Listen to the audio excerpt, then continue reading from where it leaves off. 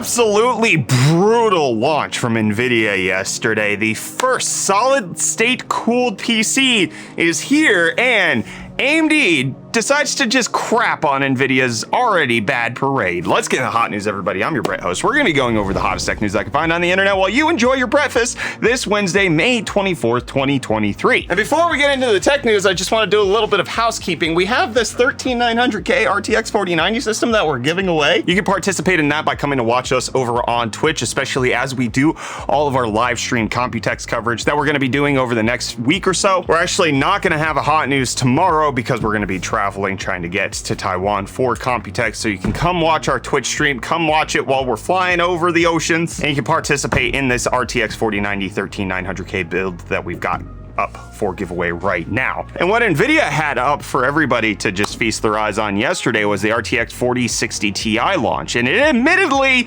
went very, very poorly for Nvidia. I did not see one positive review. Okay, that's actually not true. I did see one positive review that subsequently got deleted, which we'll talk about in a second. But you can check out all of the reviews from all of these outlets that's listed in the video cards roundup down below. But you have Gamers Nexus coming out saying do not buy, Hardware Unbox giving a scathing review, Linus also not necessarily positive towards it. The only outright positive review I saw of the 4060 Ti was Jay's 2 cents. I actually didn't even get to watch the video because it said something to the effect of it being the king of mid-tier graphics cards. And now you can see the response video to the 4060 Ti from Jay's 2 cents, where he discusses the fact that they missed the mark and they actually deleted the video because it was not up to the standards that they wanted to produce. I haven't been able to watch the original, so I can't comment on what exactly Jay did or did not do wrong, or his team did or did not do wrong, because Jay said that he was not in the video because he's recovering from surgery,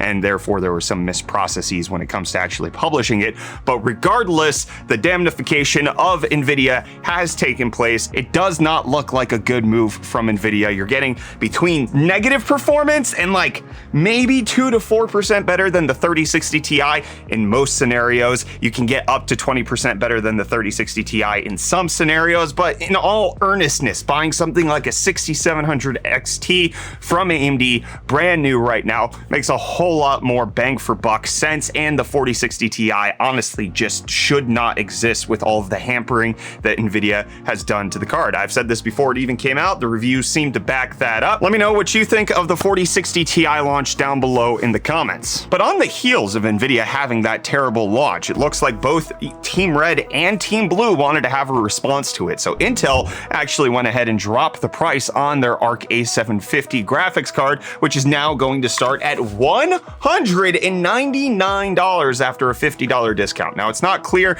if this is actually going to be a long-term price decrease, but it is clear that it was a marketing strategy by Team Blue to make sure that the A750 was getting into conversation. If you watch something like Gamers Nexus review, the A750 gets at least within spitting distance of the 4060 Ti and costs half as much. Like, how do you even consider the 4060 Ti unless you really need that low power draw, that extreme power efficiency, or you really want to take advantage of DLSS 3 and all of the latest stuff? Like, if you need AV1 encoding, the A750 has got that going for you. I mean, Jeez. Intel with that little move. And one of the moves that I've been wanting to see from Intel is having the solid state cooling AirJets come out to a PC near me, because I want to see it in action. And it looks like we're finally getting to see that happen with Zotac debuting their ZBox mini PC with the AirJet cooling. The reason this is connected to Intel is because Intel invested into 4 systems to actually get this out. But essentially, this uses little ultrasonic vibrations to move the air out of the box and doesn't have any sort of active fan, and makes it so that you can cool small form factor things like this very effectively. Gordon Ung over at PC World had a hands-on demo with this, and it is absolutely incredible. Going from 2 watts of CPU power draw all the way up to 6.9 watts of CPU power draw, just by the nature of it being cooled by the AirJet versus a passive cooled system. This seems, at least based on this first implementation, like it could actually revolutionize the thin and light industry, where you can get a ton of extra performance out of small PCs. I mean, if Apple ends up putting this in something like their MacBook Air, it's gonna make it so that they're much more effective. We have the PC World video that you can check out down below at the links in the video description. I highly encourage you to check it out in case you want to see what the next generation of cooling is going to look like for mini PCs. And what's the next generation of UFD Deals going to look like today? I don't know. Reece hasn't responded to me today for some reason. I'm scared. I'm sorry to hear that.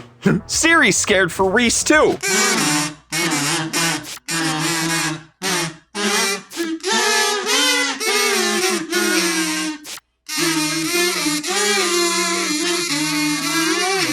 And I don't know if Reece gave us deals or not, but one of the deals that Meta definitely didn't get was when it came to buying Giphy, the world's largest GIF repository, because they have had to divest it because of some antitrust regulation that they've been found guilty of. Giphy is actually going to be sold off to Shutterstock for about $53 million, and this is after Meta purchased it for $400 million, so it looks like they're taking a little bit of a hit on that. Bad deal for Meta, and what looks like it's going to be a good deal for gamers everywhere might be the RX 7600. Now, I don't know if reviews are coming out right around that time that Hot News is launching, but it does seem to indicate, based on all metrics that I can see, that the 7600 is going to put whatever Nvidia launched yesterday to shame, because we have some details on the performance. It's going to consume a little bit more power than the RX 6600, about 33 more watts, which is not necessarily what you want to see. Nvidia is getting more power efficient, AMD is getting a little bit more power hungry, but you are getting slightly better performance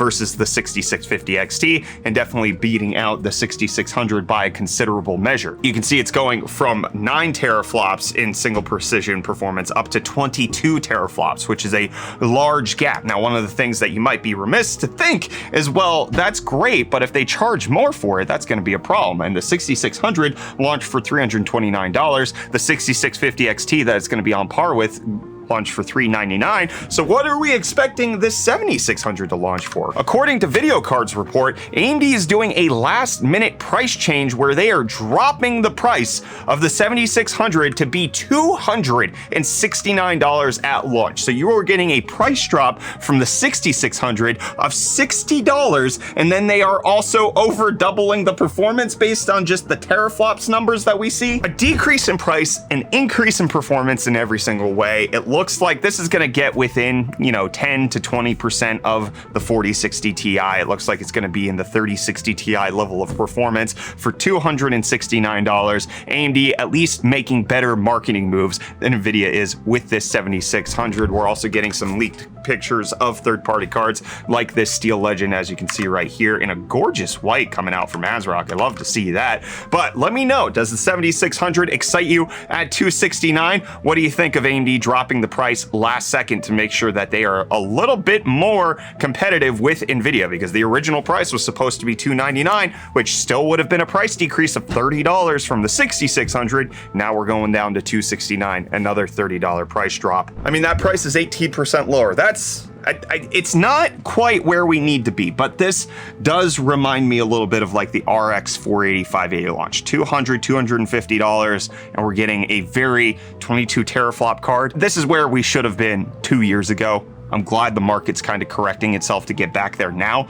I would want to see more competition like this. Let me know what you think down below in the comments, and I'll let you know that I'll be back with more of the hottest tech news on Friday, because I can't do it tomorrow because we're going to be in a plane all day. It's fun. Don't forget, we're giving away the 4090 PC. I want to incentivize everybody to come watch our Computex coverage over on Twitch and YouTube as we're doing the live streams. 13900K 4090 PC. We have a non-stop stream that's going on. Would love to have you over there. And with that being said, I'm Brett. I don't end it like that typically. See ya.